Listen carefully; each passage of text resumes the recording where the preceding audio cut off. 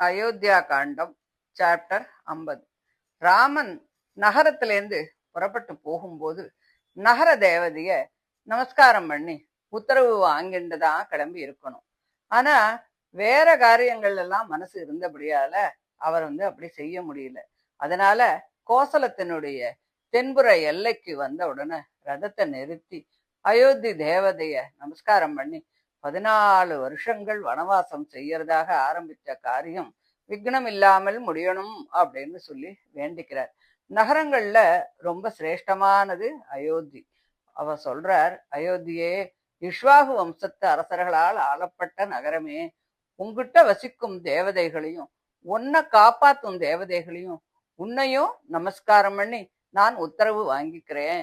நான் என் தாய் தந்தையர்களோடு மறுபடியும் இங்கே வந்து உன்னை தரிசிக்க கூடிய பாக்கியத்தை நீ எனக்கு அனுகிரகிக்கணும் அப்படின்னு சொல்லிட்டு இருக்கும்போது அங்க இருக்கக்கூடிய ஜனங்கள் எல்லாம் வாடின முகத்தோடு கண்கள்ல நீர் பெருக நிக்கிறத பாக்குறார். அதை பார்த்ததும் அவருக்கும் கண்ணுல ஜலம் வருது. என்கிட்ட நீங்கள் வச்சிருக்கக்கூடிய இந்த மரியாதையும் இரக்கமும் ரொம்ப அளவுக்கு மீறினது. என்னை பார்க்கறதுனால அது அதிகமா தான் ஆகுமே தவிர குறையாது. அதனால நீங்கள்லாம் போங்கோ, உங்களுடைய வேலைகளை எல்லாம் போய் பாருங்கோ அப்படின்னு சொல்றார். அவளும் ராமனை நமஸ்காரம் பண்ணிண்டு ரொம்ப வருத்தத்தோட புலம்பிண்டு மறுபடியும் ராமனையே பார்த்துட்டே இருக்கணும் அப்படின்னு ஆசை இருக்கிறதுனால கொஞ்சம் தூரம் பின்தொடர்ந்து வரா. ஆனா எத்தனை பார்த்தும் திருப்தி கிடைக்காம இப்படி புலம்பிண்டுக்கும் போது சூரியன் ராத்திரி நேரத்துல மறைக்கப்படுவது போல ராமன் கண்ணுலேருந்து மறைகிறார். அதாவது ராமன் போயாச்சு அப்படின்னு அர்த்தம். அந்த கோசல ராஜ்யம் ரொம்ப செழிப்பான ராஜ்யம். அது நல்ல நடத்தை உள்ளவர்களும் தான தர்மத்துல மனசு இருக்கிறவாளும் இருக்கக்கூடிய இடம். அங்கே பயம்ங்கிறது கிடையாது. பார்க்கறதுக்கு ரொம்ப அழகா இருக்கக்கூடியது. தேவாலயங்களும் யாகங்கள் நடக்கக்கூடிய இடங்களும் அங்கே இருக்கக்கூடிய யூப ஸ்தம்பங்களும் அலங்காரமாக இருக்கும். ஒவ்வொரு கிராமமும் அயோத்திக்கு ஈக்குவலாவே இருந்தது. மிகுந்த நீர் வளமுடையது. அங்கே இருப்பவாள்லாம் தேக வியாதியோ மனோவியாதியோ எதுவுமே இல்லாம இருந்தா. பிராமணர்களுடைய வேத கோஷம் சதா கேட்டுண்டே இருக்கும். இப்படி சகல ஐஸ்வர்யங்களோடு சந்தோஷமாக வசிக்கின்ற அந்த கோசல தேசத்தினுடைய நடுவில ராமன் வேகமா போனார். பூலோகத்துல எல்லாரும் பார்த்து ஆசைப்படக்கூடிய இந்த கோசல ராஜ்யத்தை ஒரு துரும்பு போல அலட்சியமாக நினைச்சு வனத்துக்கு போன ராமச்சந்திரனுடைய தைரியம் யாருக்கு வர முடியும்? பிறகு கோசல ராஜ்யத்துக்கு தென்புறமாக போய் கங்கை கரைக்கு வந்து சேர்றா. அது சொர்க்கம், பூமி, பாதாளம் அப்படின்னு சொல்ற 3 லோகங்களிலும் ஓடக்கூடிய ஒரு நதி. அது அதனுடைய ஜலம் எப்போதும் சுத்தமா இருக்கும். சகல பாபங்களையும் அது போக்கக்கூடியது. பல அழகான ஆசிரமங்கள் அதனுடைய கரையில இருந்தது. அங்கே ஜலக்கிரீடை பண்றதுக்காக அப்சரஸ்கள்லாம் வருவா. தேவதானவர்கள், கந்தர்வர்கள், கிண்ணறர்கள், கந்தர்வ பத்தினிகள்லாம் அங்கே இருப்பா. தேவதைகள் விளையாடக்கூடிய அழகிய மலைகளும் தோட்டங்களும் உள்ளது. தேவதைகளை எல்லாம் பூஜிக்க அங்கிருந்து புஷ்பங்களை எல்லாம் சொர்க்கலோகத்துக்கு பறிச்சுட்டு போவா.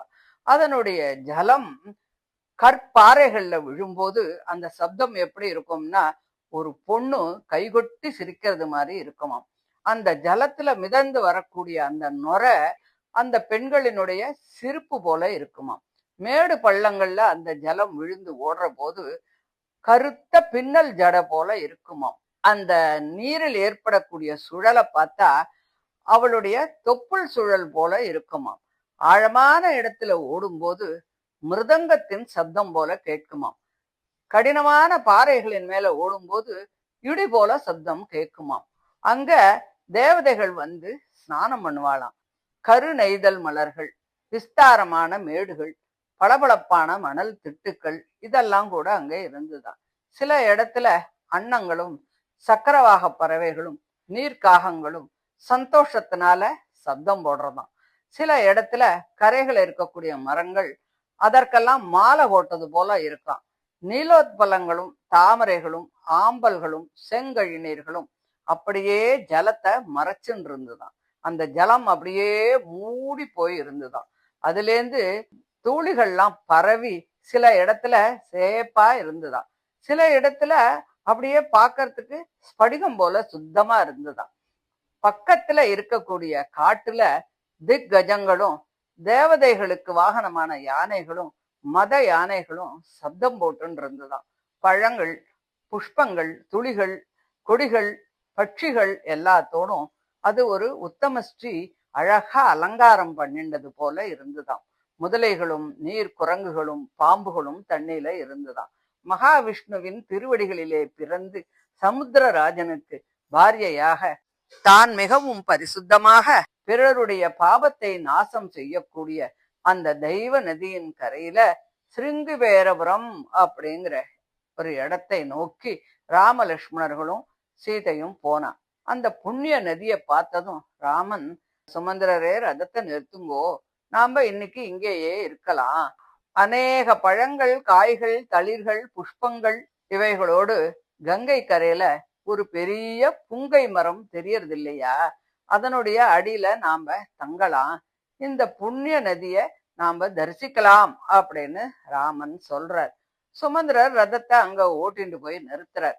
குதிரைகள் எல்லாம் அவுத்து விட்டுட்டு மரத்தடியில எல்லாரும் உட்கார்ந்துட்டு இருக்கா. அந்த தேசத்துக்கு அரசனான குஹன் ராமனுக்கு ரொம்ப தோழன். நிஷாத ஜாதியில பிறந்தவன், மகா பலசாலி. ராமன் தன்னோட தேசத்துக்கு வந்திருக்கான் அப்படிங்கறத தெரிஞ்சுட்டு ராமனை பார்க்கறதுக்காக வரான். ராம லட்சுமணால் அவ வரத்த தூரத்துல இருந்து பார்த்துட்டு ஓடி போய் எழுந்து கொண்டு உபசரிக்கிறார். ராமனுடைய தபஸ்வி வேஷத்தை பார்த்து அவனுக்கு ரொம்ப துக்கம் வருது. எல்லையில்லா அன்போடு அவரை கட்டி அணைச்சு, ராமா, உனக்கு அயோத்தி எப்படியோ அதே மாதிரிதான் இந்த தேசமும், நீ அப்படி நினைச்சுக்கணும், உனக்கு இங்க சகல சுவாதீனமும் இருக்கு, நான் உன்னோட அடிமை, உன் கட்டளைப்படி நான் நடக்க சித்தமாயிருக்கேன் அப்படின்னு சொல்லி அர்க்கிய பாத்தியங்கள்லாம் கொடுத்து ராமனை உபச்சாரம் பண்றான். பலவிதமான மாம்சங்களையும் ஆகார பதார்த்தங்களையும் கொண்டு வந்து கொடுக்கறான். இங்க க்ஷேமமா எல்லாரும் வந்தேல, இந்த காடு முழுவதும் உங்களுடையதுதான், நாங்கள் உங்களுடைய வேலைக்காரர்கள், நீங்கள்லாம் எங்களை போஷிக்கிறவா, இங்கே கிடைக்கக்கூடிய சகல ஆகாரங்களையும் வாகனங்களையும் ஆசனங்களையும் குதிரைகளுக்கு வேண்டிய பதார்த்தங்களையும் எல்லாம் நீங்க எங்கிட்டேந்து எடுத்துட்டு போங்கோ, உங்களுடைய ராஜ்யத்தை நீங்க ஆளணும், இது உங்கள் ராஜ்யம் அப்படின்னு சொல்லி குஹன் சொல்றான். தன்னுடைய இஷ்ட தெய்வமான ராமமூர்த்தி தன்னை தேடி வந்ததை பார்த்து குஹன் பரமானந்த சமுத்திரத்துல மூழ்கி தான் தனது என்ற எல்லாத்தையுமே அவருக்கு அர்ப்பணம் பண்ணிட்டு அவரிடத்துல சகலத்தையும் கொடுத்துட்டு அவரை சரணமடைஞ்சு அவருடைய கைங்கரியம் அப்படிங்கிற உத்தம பலனை மட்டும் தான் யாசிக்கிறான். பகவத் கைங்கரியம் எல்லாத்தையும் விட மிக மிக உயர்ந்தது. அதனாலதான் குஹன் எல்லாத்தையும் பகவான் கிட்ட அர்ப்பணம் பண்ணிட்டான் அப்படின்னு சொல்றார். இதுக்காக பகவானுக்கு கைங்கரியம் பண்றதுக்காக. இந்த பாக்கியம் எல்லாருக்கும் அவ்வளவு சுலபமா கிடைக்கக்கூடியது இல்லை இல்லையா? குஹன் இப்படி சொன்னதும் ராமன் குஹனை இறுக தழுவெண்டு யாதொரு குறைவும் இல்லாமல் உபச்சாரம் பண்ணினாலும் அதனால் யாருமே திருப்தி அடையறதில்ல. நான் அப்படி இல்லை, நீ கால்நடையாக எங்களை பார்க்க வந்தாலும் கூட இந்த ராஜ்யம் உங்களோடது, நான் தங்கள் அடிமை என்ற பிரியமான வார்த்தைகளால் நான் ரொம்ப திருப்தி அடைஞ்சேன், இது எல்லா விதமான உபசரிப்பிற்கும் மேலானது, நீயும் உன் பந்துக்களும் சௌக்கியமா இருக்கேளா, உன் ராஜ்யத்துல இருக்கிறவாள்லாம் சௌக்கியமா இருக்காளா, உன்னுடைய மித்திரர்கள்லாம் சுகமா இருக்காளா, உன்னுடைய செல்வம் எல்லாம் குறைவர நன்னா வளர்ந்துட்டு இருக்கா, உன்னை பார்க்க எனக்கு ரொம்ப சந்தோஷமா இருக்கு, இப்போ நீ எனக்கு செஞ்ச உதவியால நான் ரொம்ப திருப்தி அடைஞ்சேன், ஆனா இப்போ பிறரிடத்துல நான் எதையும் வாங்கிக்கிறதும் அனுபவிக்கிறதும் என் விரதத்திற்கு விரோதமானது, நான் பித்ருவாக்கிய பரிபாலனம் செய்யறதுக்காக மரவுரி மான் தோல் பவித்திரம் இதுல எல்லாம் தரிச்சுண்டு வனத்துல வாசம் செஞ்சு பழம் கிழங்கு வேறு இவைகளை தின்றுதான் தவம் பண்ணணும். மகாராஜாவிற்கு இந்த குதிரைகள் இடத்துல ரொம்ப பிரீத்தி ஜாஸ்தி, எனக்கும் அப்படித்தான், இவைகளுக்கெல்லாம் வேண்டியவற்றை கொடு, எங்களுக்கு எதுவுமே வேண்டாம், இப்படி செய்தாலே எங்களுக்கு சகலவிதமான போதையும் சேர்ந்த திருப்தி ஏற்படும் அப்படின்னு சொல்லி ராமன் சொல்றார். குஹன் குதிரைகளுக்கு வேண்டியவைகளை எல்லாம் கொடுத்து அனுப்புறான். பிறகு ராமன் சந்தியாவந்தனங்கள்லாம் பண்ணிட்டு லக்ஷ்மணன் கொண்டு வந்த சுத்தமான கங்கா ஜலத்தை குடிக்கிறார். ராமனும் சீதையும் பூமியில படுத்துட்ட பிறகு லக்ஷ்மணன் அவளுடைய கால்களை எல்லாம் சுத்தம் செய்து விட்டு மரத்தடிக்கு வரார். மகா தர்மாத்மாவும் ஒரு நாளும் துக்கத்தை அறியாதவரும் எப்பொழுதும் சுகத்தையே அனுபவிக்க தகுந்தவருமான ரகுவீரன் சீதையோடு தூங்கும்போது குகன் ராமனுடைய கல்யாண குணங்களை பத்தி லக்ஷ்மணனிடமும் சுமந்திரரிடத்திலும் பேசிக்கொண்டு வில்லும் கையுமாக பாதுகாத்து கொண்டு இருந்தான் அப்படின்னு சொல்லி இந்த 50வது அத்தியாயத்தை முடிக்கிறார். இதை தொடர்ந்து 51வது அத்தியாயத்தை அடுத்த ஆடியோவில் பார்க்கலாம். தேங்க்யூ.